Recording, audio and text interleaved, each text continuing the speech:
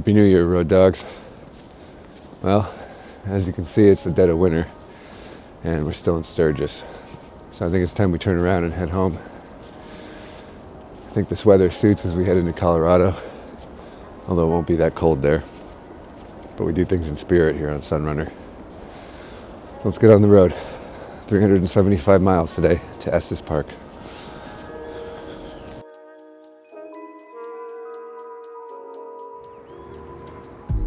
We would have to brave another early morning to cover the 375-ish miles it would take to get us back to Colorado. The pack for every trip is different, but this far in it becomes routine, and routine becomes autopilot. We were ready to go pretty quickly.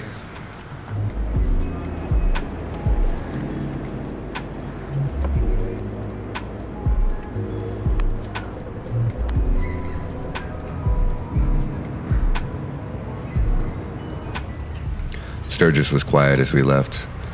I had a feeling everybody was on the same Nighthawk schedule we were on, and the party still had 3 more days to continue. I'm sure they need their rest. We were greeted and bid farewell by the Black Hills one last time. A beautiful start to a long day.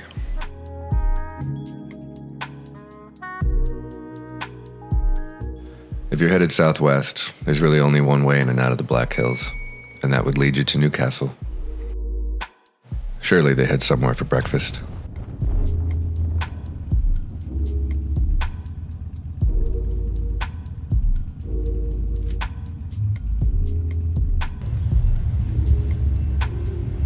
Are you on this one or the one with Chicago dogs?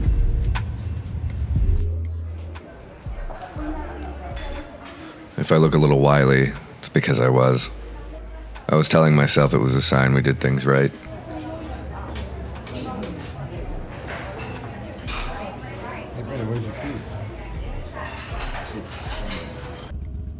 The real journey for the day would begin here. I didn't really know where we were, but I knew what was in front of us and what was waiting on the other side.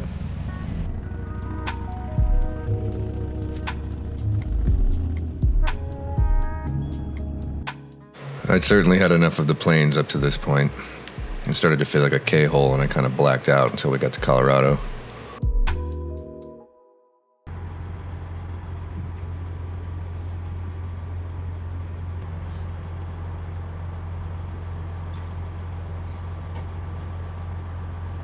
It was much hotter than it looked outside, so let me help you visualize. It did cool down once we got into Colorado, although as soon as we crossed the border, we'd be met with another issue. Brendan's bike had idled out and died on the road, fortunately right next to a gas station. They had some Brondo at the gas station, though. It's what bikes crave.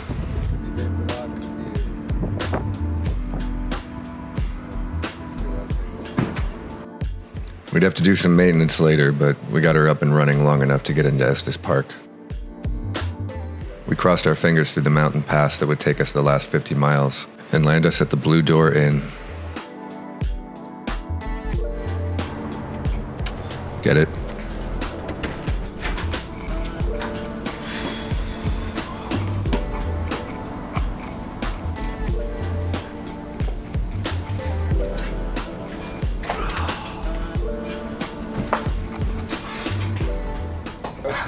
You think this is funny, bro?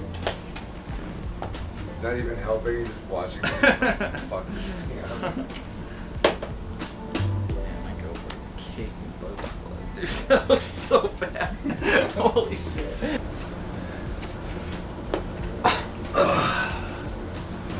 Well, it's better than the closet I had to sleep in as a kid. Yeah.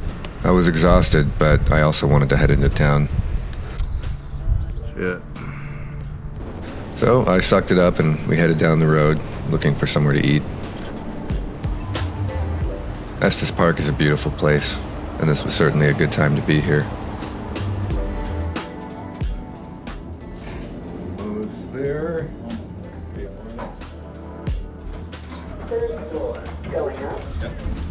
We found a place with a view and ordered a couple of drinks. The rest was very welcome after the Wyoming heat.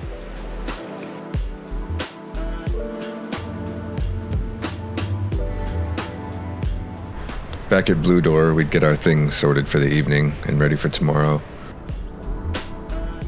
I would do my usual systems check on Kat and would try to help Brendan as we dove deeper into what the cause of the stall was earlier in the day.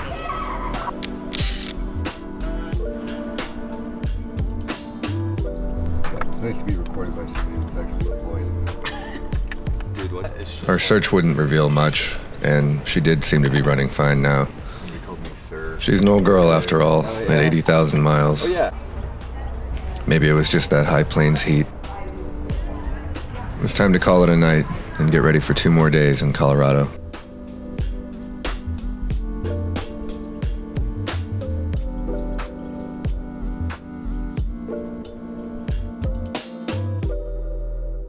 With a solid foothold in Colorado, it was time to move on. We were headed up and over the Rockies today. Short 40-mile ride to a little town called Grand Lake. Should have been an easy day. It should have been.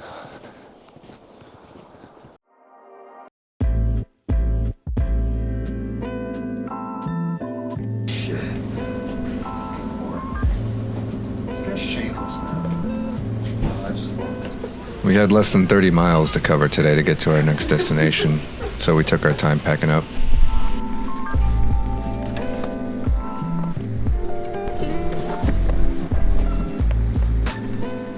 We got on the road and headed towards the entrance of the Rocky Mountain National Park, but would soon find out that it wouldn't be that easy to cross. Hello, how are you? Do you have a time entry? No, Do you have a reservation? We do Can't not. come in till 2. we had to come in after 2? Yeah. It's for traffic and we're sold out. So no entry till after 2 o'clock when it ends for the main part. Okay. So you'll just make a U-turn at the white sign and then come back. All right. Thank We'll see you at 2. Yeah. Thanks. Our lack of research would delay us a couple of hours. So we pulled back to the Fall River Visitor Center and looked for something to do with ourselves.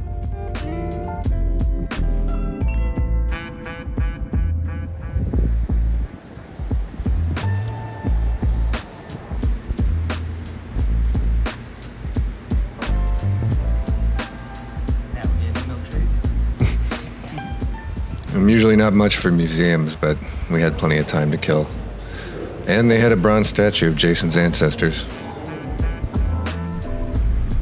Upon moving Kat to a better parking spot, I noticed my floorboard was loose. So I had some maintenance to do, something to keep me busy for a little while. I don't have, like, I never miss.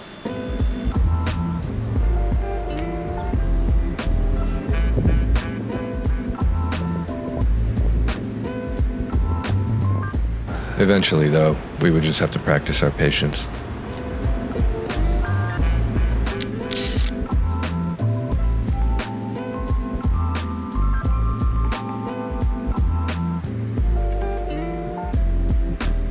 Two o'clock would eventually come, and it'd be time to join the line of people waiting to cross the mountain.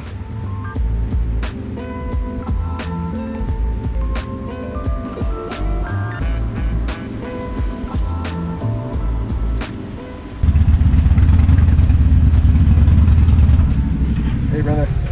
Can I get all 3 of us? Yeah, you guys just need to bypass us today? No one has a pass? No, we're just going straight through. Okay, it's 25 each then, Cool. unless you got any veterans in there. Do not. I don't think any of you guys are seniors from what I can No, tell. not yet, man. So we'll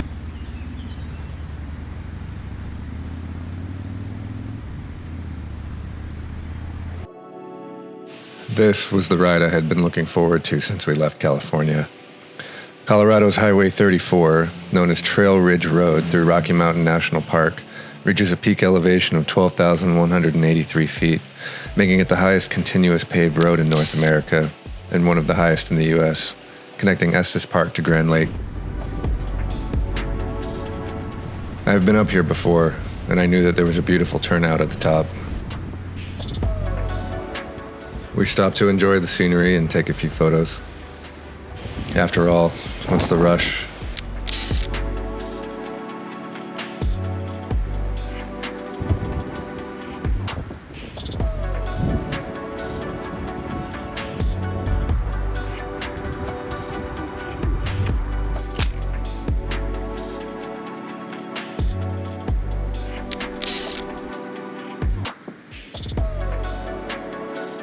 The air was getting thin at 12,000 feet, so we saddled up and began our easy descent down the mountain into our final destination of Grand Lake.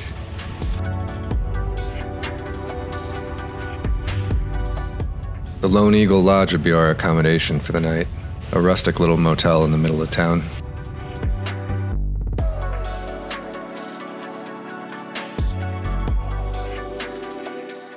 We moved in, but before we could go to dinner, I had to hold Brendan and Jason hostage for a minute. I found what I thought would be a great shot, and as it turns out, it would be my favorite of the entire trip. Maybe my favorite that I've ever taken.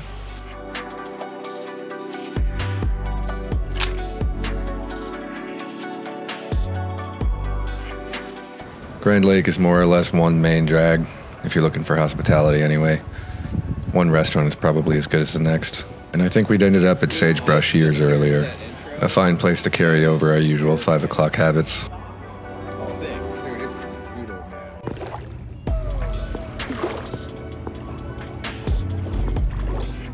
After dinner, it was time to walk around and look like a tourist.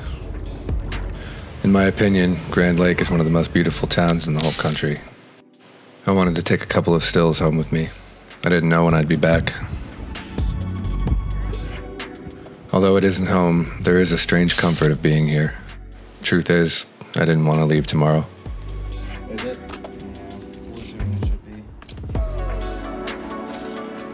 Back at the lodge, we looked for trouble, but didn't find any. Maybe we could make some up. Brendan would be leaving us tomorrow, headed back to Albuquerque, and Jason and I would continue the journey west without him.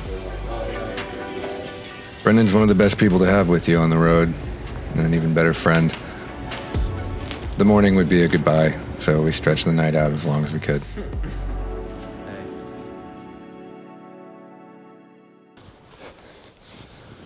The next stop would be more of a layover.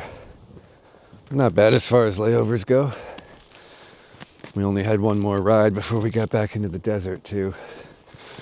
So, I'd say we were going to enjoy all 217 miles of our ride to Grand Junction.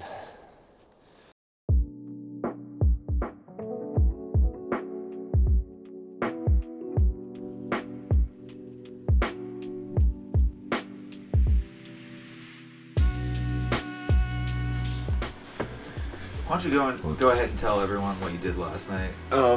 I slept, and that's all I did while the cameras were rolling. I slept next to Jason, platonically. I guess Kat had picked up a little dust going through the mountains, but it'd be nothing compared to what we would hit on the way to Grand Junction.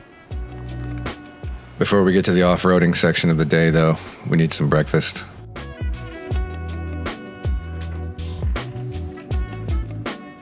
We headed west, going the opposite direction on a road that we'd taken years earlier.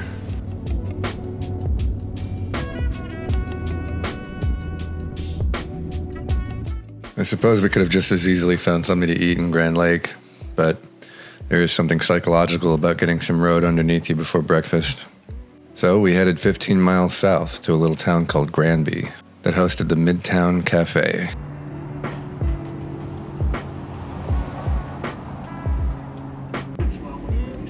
Some coffee and a good breakfast would hold us over until we got to Grand Junction. After the morning's formalities, we got back on the road. Now, we had Google mapped this and saw that a large portion of it was off-road, and I shrugged it off like a cocky douchebag. I won't lie to you, this portion of the ride was absolutely miserable. We did, however, eventually reach some paved road and a turnoff that I would stop off at just to take a break. But we were over an outlook over the Colorado River, so it was the perfect time to waste some frames.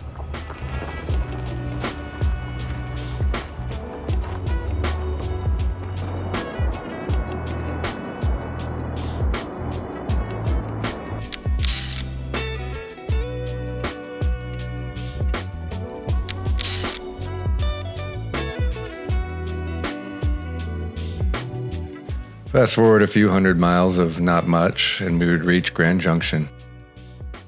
The This is definitely the most metropolitan area we've stayed in the last week, so lodging was a little more generic. But that does come with its benefits, at least some entertainment.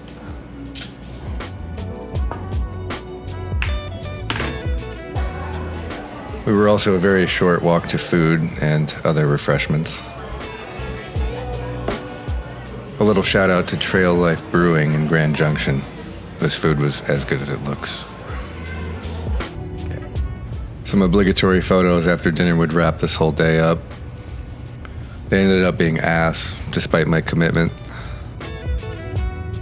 Regardless, it marked the end of a good day and the end of Colorado. A bittersweet evening, knowing that tomorrow would bring us into the harsh reality of a Utah summer. I said goodnight to one of my favorite states and prepared myself for the American Southwest, a challenge that we'll face tomorrow. Well, road dogs, thanks for joining me through Colorado. We're almost back to California. Next time, we'll wrap up this whole journey. Till then, though, thanks for running with me.